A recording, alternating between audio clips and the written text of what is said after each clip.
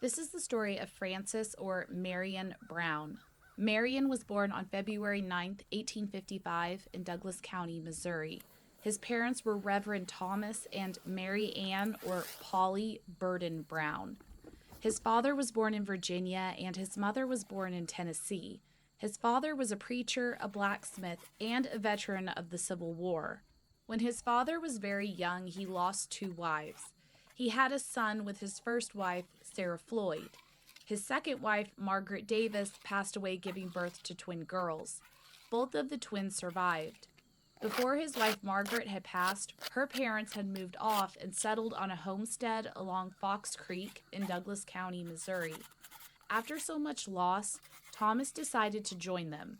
He packed up and, along with his three small children, moved near the Davises' homestead in Douglas County. Thomas left his babies in the care of their grandparents while he established his new life. He found a cave along Bryant Creek. Thomas camped and lived in the cave while he built his house and his blacksmith shop. He later became an ordained minister and began holding church services and preaching in the cave he camped in.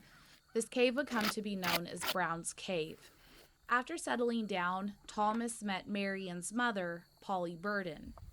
Marion grew up on the Browns' homestead near Bryant Creek in Brown's Cave. He had a large family, 8 total siblings, including his half-siblings. His father continued his blacksmith work and preaching.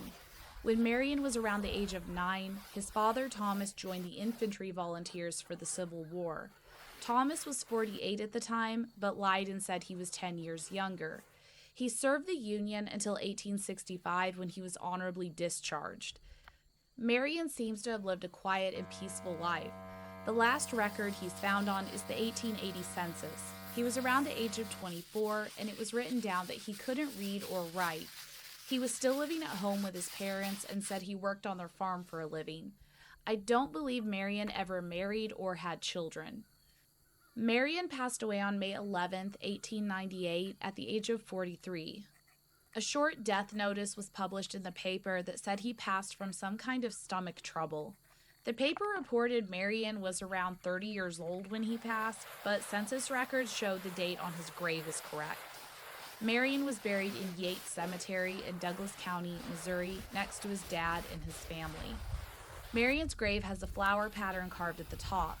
The bottom says he was aged 43 years, 3 months, and 2 days when he passed.